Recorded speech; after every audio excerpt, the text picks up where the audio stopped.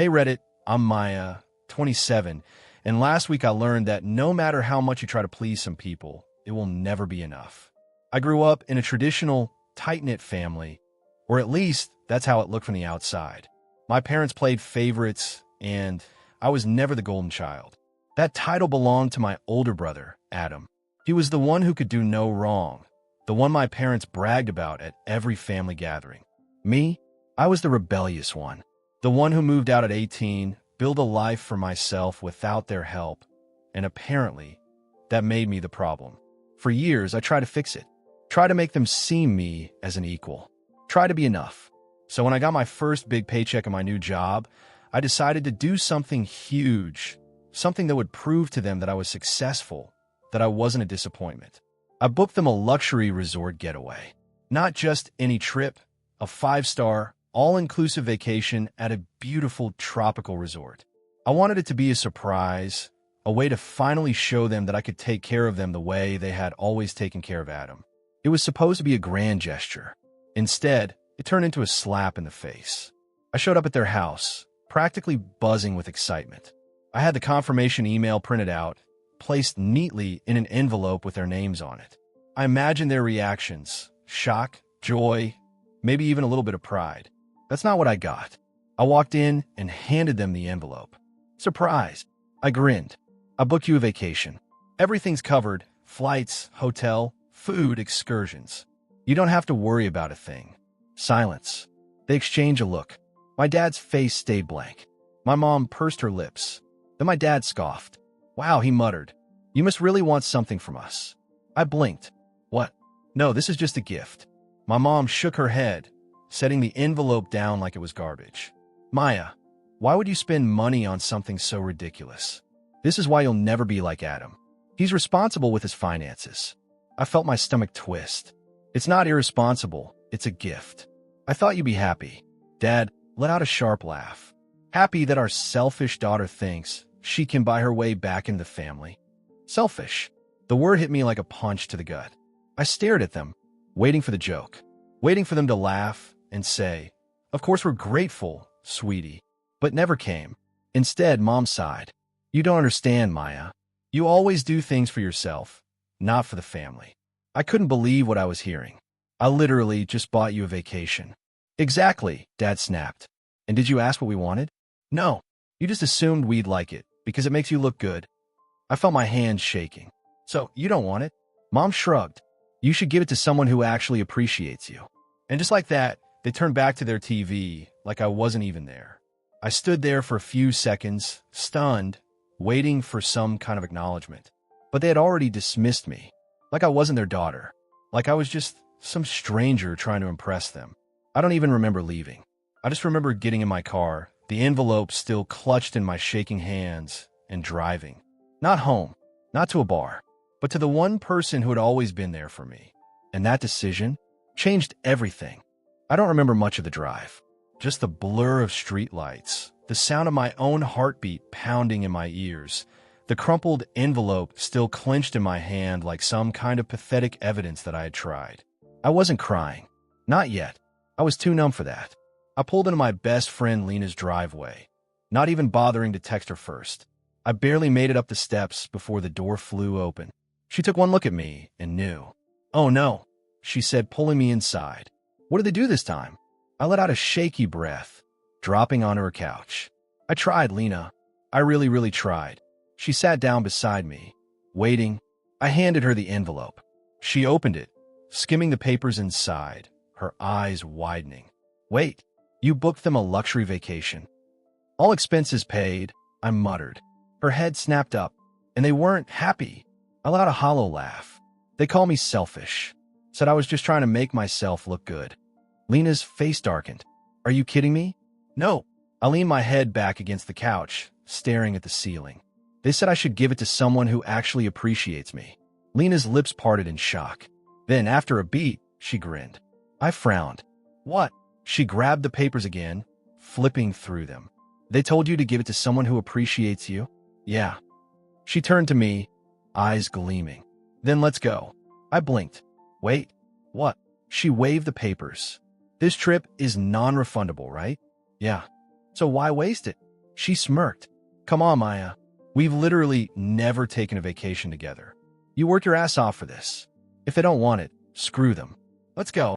I opened my mouth to argue, to say it would feel wrong, that this was supposed to be for my parents, that it wasn't the same. But then I heard my mom's voice in my head. Give it to someone who actually appreciates you. And you know what? Lena did. I sat up. You're serious? She grinned. Dead serious. We deserve this. A slow, giddy feeling started creeping in. A feeling I hadn't expected. Excitement. I grabbed my phone, pulling up the booking confirmation. The flights are for this weekend. Lena clapped her hands. Perfect. That gives us 2 days to pack. I stared at her, the reality sinking in. I wasn't going to waste this. I was going to have a damn good time. And maybe, just maybe, this was the best thing that could have happened. I had never done anything like this before. Not really. Sure, I had taken trips before, but this? A 5-star tropical resort with an infinity pool, private beach, and cocktails delivered straight to your cabana? This was next level. And stepping off that plane, knowing I had chosen this for myself, instead of begging for my parents' approval, it felt like a revolution. Lena and I checked into the resort, and from the moment we stepped inside, it was like we had entered a different world. The lobby was massive, all sleek marble and towering palm trees. The scent of coconut and fresh flowers lingered in the air. A concierge handed us champagne the second we approached the front desk. Lena sipped hers and grinned. Okay, I take back every time I called you dramatic. This is insane. I laughed, a real, genuine laugh. Right? Our suite was even better. Ocean view, private balcony, the works. We had barely set our bags down before Lena flopped onto the massive king-size bed. This is what rich people feel like all the time, she groaned. I snorted. Yeah, well, let's pretend for a few days. She sat up suddenly, eyes twinkling. First order of business, we're getting drunk on the beach. And for the first time in a long time, I didn't feel guilty. I felt free. Lena and I were stretched out on lounge chairs, tropical drinks in hand, the warm ocean breeze brushing against our skin. The sky was a deep indigo, scattered with stars. The sound of the waves was hypnotic. I sighed, letting my body sink into the chair. I can't believe I almost wasted this. Lena took a sip of her drink. Yeah, well, your parents suck. I laughed. Yeah. Then, after a beat, I asked the question that had been lingering in the back of my mind all day. Do you think they even cared? Lena didn't answer right away. I turned to her, and when I saw her expression, I knew she was debating whether to be honest or nice. She chose honest. No, she said softly. I don't think they cared. I swallowed hard. She sighed.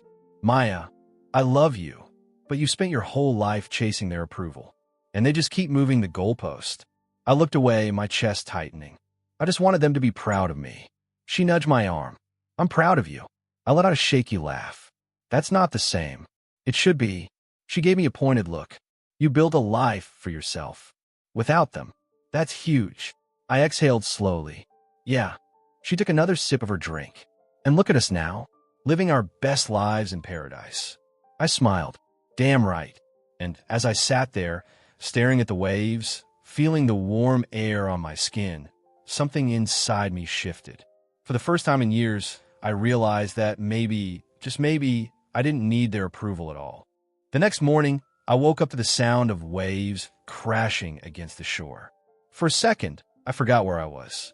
My body was still tangled in the plush white sheets, my head slightly pounding from one too many cocktails the night before. But then I stretched, blinked up at the high ceiling, and remembered I was on vacation.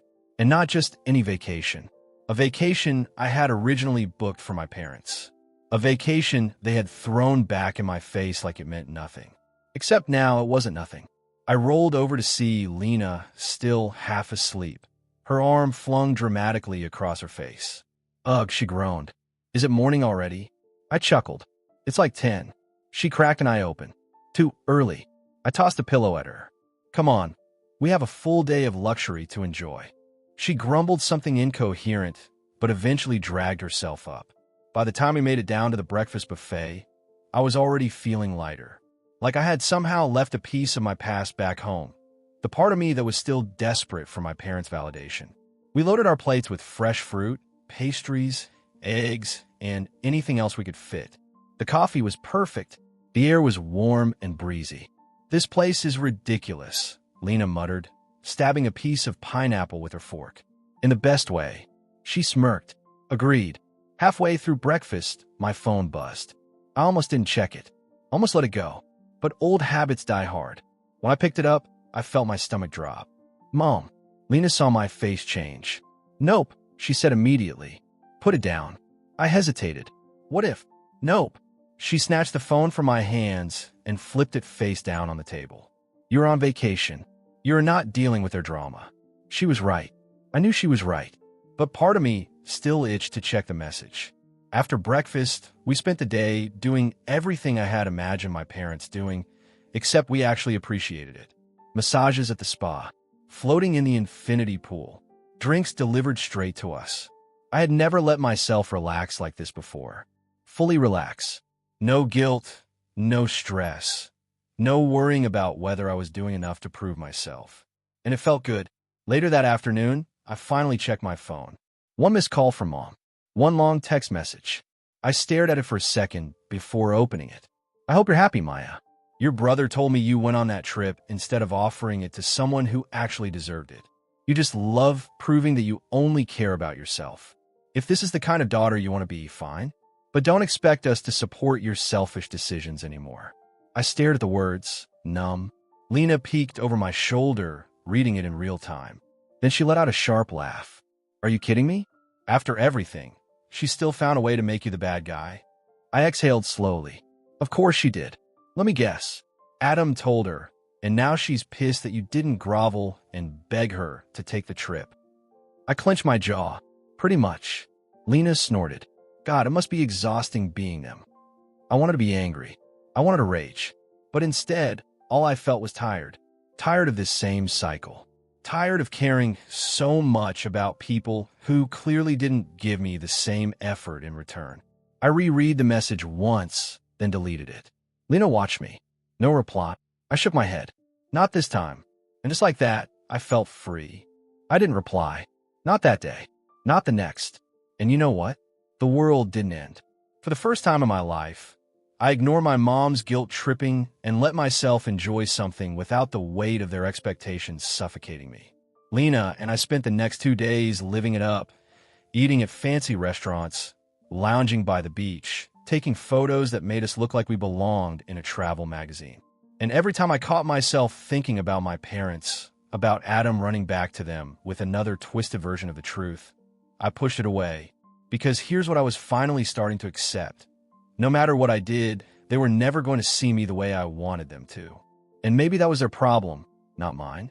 On the third morning, I woke up to another missed call from my mom. Then another, and another. I stared at my phone, heart pounding. Something was different.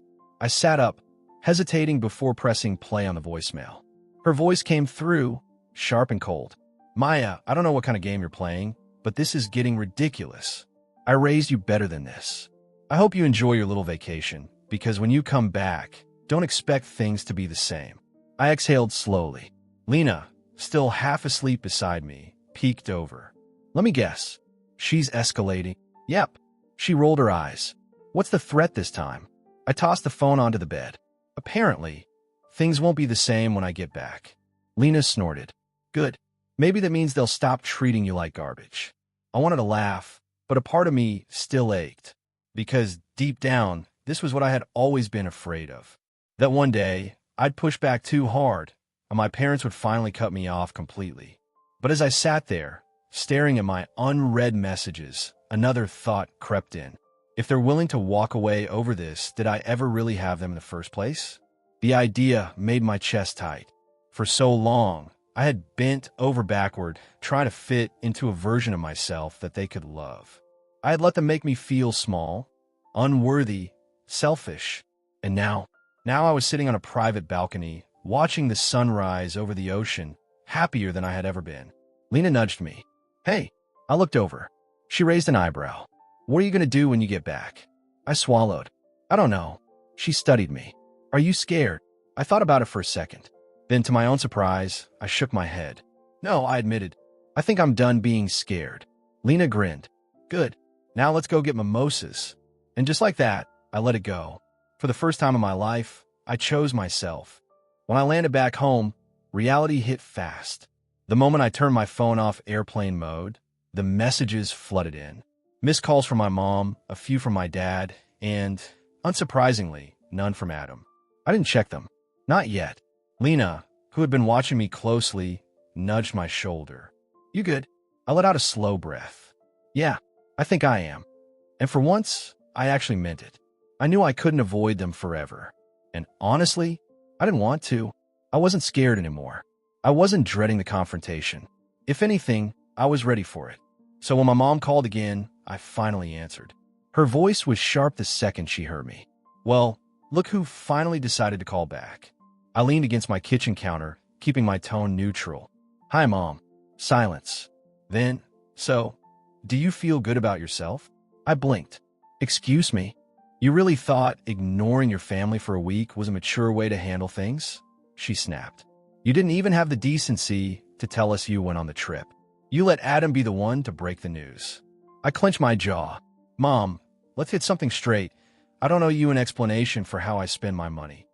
Her breath hitched, like she couldn't believe I'd just said that out loud. I pushed forward. I planned that trip as a gift, a really generous gift, and you both threw it back in my face. Then, when I decided not to waste it, suddenly I'm the bad guy. You were supposed to be better than this, Maya, she hissed. Better than what? Standing up for myself? Refusing to let them manipulate me? Choosing my own happiness for once? I let out a short, humorless laugh. You know what's funny? I spent years trying to make you proud of me. Years. And no matter what I did, it was never enough. And I finally get it now. Get what? She snapped. That it was never about me. It was always about Adam. Silence. I could almost hear the way she stiffened on the other end of the line. I kept going. No matter what I did, you were always going to see me as less than him. Even when I worked my ass off, even when I did something kind, even when I just wanted you to be happy for me. Maya, you're being dramatic. There it was. The same gaslighting, dismissive tone she had used my whole life. The old me would have backed down. The old me would have apologized, begged for another chance to prove myself. But I wasn't that person anymore. I exhaled slowly. You know what, Mom? I think I'm done. She scoffed. Done with what? This. Try to earn something I was never going to get. Her breath hitched. I could hear my dad in the background, asking what was happening. But she didn't answer him. She was stunned.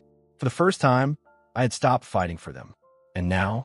Now it was their turn to decide if I was worth holding on to. She exhaled sharply. Maya, we're your family.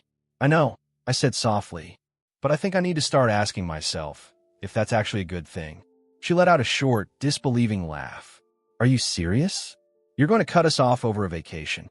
I sighed. It was never about the vacation. It was about how you treat me. How you always treat me. Another silence. Then, in a much colder voice, she said, if this is how you want to behave, don't expect us to come running back when you finally realize what a mistake you've made. I smiled to myself. There it was. The final test. She was expecting me to crack, to panic and backtrack, to beg her not to cut me off. Instead, I simply said, okay. And then, I hung up. It's funny. I spent so long fearing what would happen if I stopped chasing their approval. Would they hate me? Would they forget about me? Would I feel empty without their validation? Turns out, nothing happened. My dad sent a half-hearted text a week later, saying he hoped I was thinking about what I had done. I didn't answer. Adam never reached out at all. And my mom? Silence. But for the first time in my entire life, that silence didn't feel like rejection. It felt like peace. And you know the best part? I don't regret a damn thing. Some people will never see your worth. No matter what you do, no matter how much you give, they will always find a reason to look down on you. And when that happens, the best thing you can do is walk away.